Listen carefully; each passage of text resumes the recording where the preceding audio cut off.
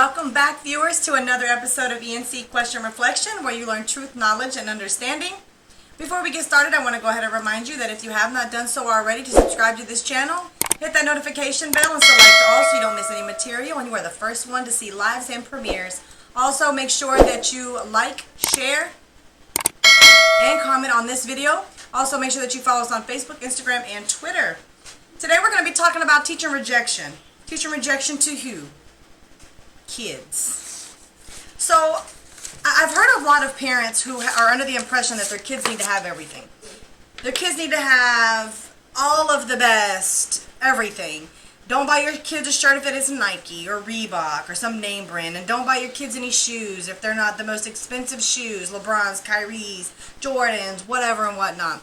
So if the kids ask for it, they got to get it to them. Video games. And they don't seem to care how much money they fork out to make sure that this kid gets whatever they want. So let me tell you the danger in doing that.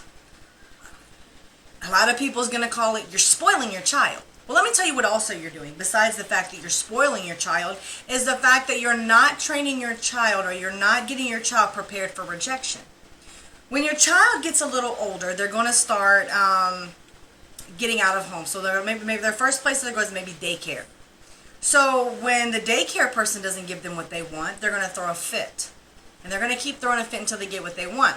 Or until they're disciplined enough disciplined by them to understand that they're being rejected. I want candy. No. If the child doesn't know how to take that word no, then they're going to take that with them throughout their life. And then if somebody tells them something and they say no, they're going to get upset about it. There's a huge problem with that. A very huge problem. And that's where you run into spoiled brats who are not getting exactly what their mommy or daddy is giving them, and so they throw a humongous fit. So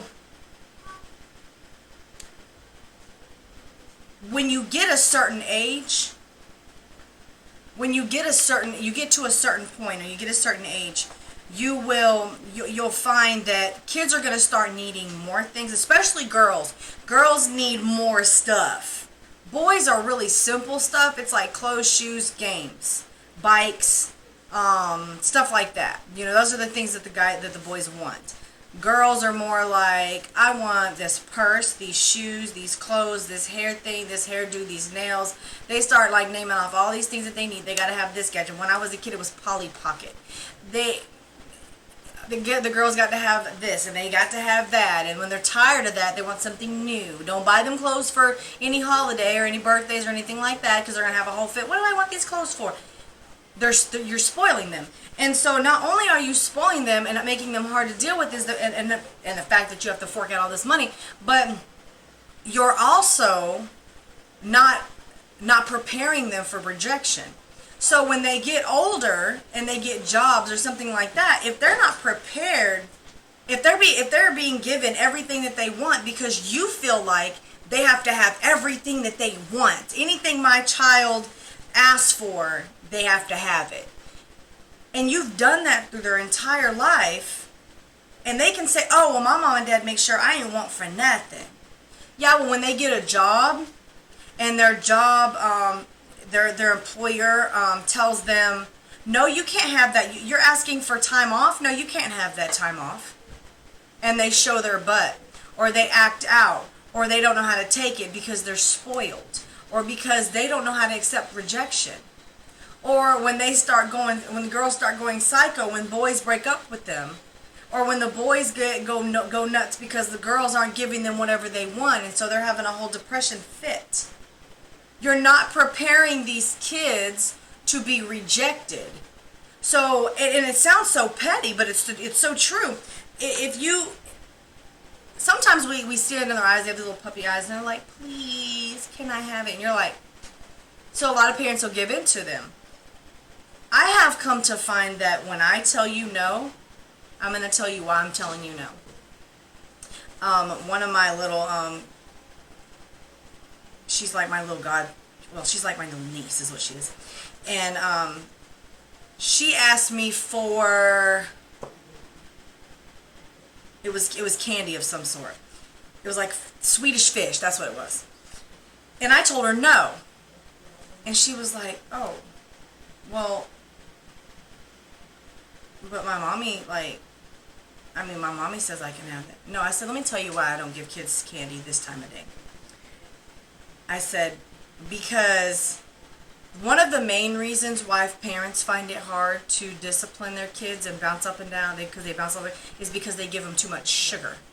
I said, so the reason I have one sweet snack every other day is because your 3 o'clock snack is the time when you can run that off. And I ain't got to worry about you bouncing around the house and then I got to tear your behind up. So I don't give kids sugar like that. I don't like to give them, all the sugar in the world and then they,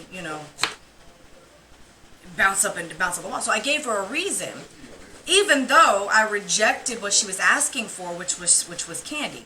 So when you get a child prepared for no or rejection, when they get older and they're told no, then they're not going to freak out like, everybody's always given me exactly what I want. I mean, I've never had to have this habit. Like, kids don't know how to cope. It's a common problem nowadays with depression, because kids don't know how to cope with situations because they're not given those situations to have to deal with. So that's an issue, and that's a common issue. Is if you're not preparing a child for rejection, it's the same as if you're not preparing a child for if different situations or depression. Today's Sunday. It's football day. I don't like football. I don't care about football. So when you give a child everything throughout their life, they're going to expect everything throughout their life. Spoiled children tend to want to take things if they're not given to them. So the lesson here is that you're going to have to learn how to tell your child no, even if it's something simple. You're going to have to learn how to say, no, I'm not buying you, even though I can afford $200 shoes. I'm not buying you $200 shoes. I'll tell my children, until you stop growing, until your feet stop growing and you stop growing out of shoes, I'm not going to pay a whole bunch of money on some shoes just for you to grow out of them because you hit a growth spurt last week. Nope. I try to think, I try to work smarter, not harder. And so my kids they understand that, and I know I'm pretty good at thinking that when my kids get older and someone tells them no, they're gonna know how to take it. They're gonna know how to deal with it. They're not gonna be like, oh my gosh, you're not giving me what I want. So you have to prepare your children for rejection.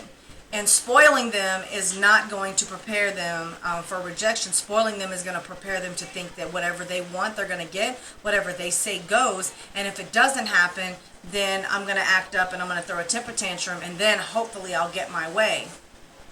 Because they normally are getting their way. Kid throws a temper tantrum in the store, you finding everything and anything just to make them shut up.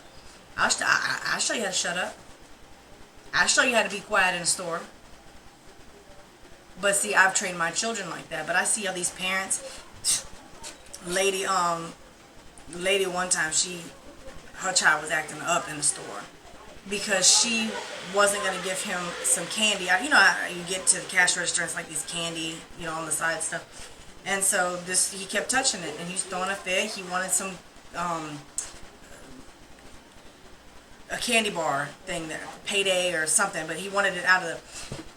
And she kept telling him no, she's trying to pay for it. And he was just acting, I'm talking about, he was throwing a fit.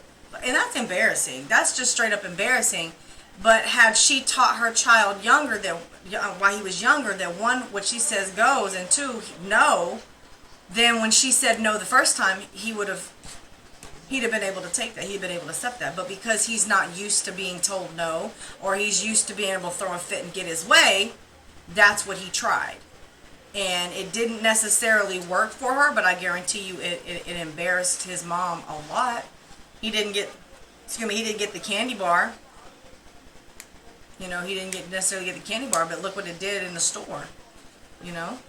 So you have to be preparing children for rejection while they're young, so that when they get older and they get rejected by whatever means they're being rejected, they know how to handle it. Okay? So I'm going to go ahead and remind you again, because that's all I really have to say about that. That's pretty short, simple, and to the point. If you have not done so already, go ahead and subscribe to this channel. Make sure you hit that notification bell and select all so you don't miss any lives or material that we drop. Also, make sure that you like, comment, and share this video to family and friends, anybody you think that would benefit from it. And also follow us on Instagram, Facebook, and Twitter. With that being said, y'all, we're going to catch y'all on the flip side.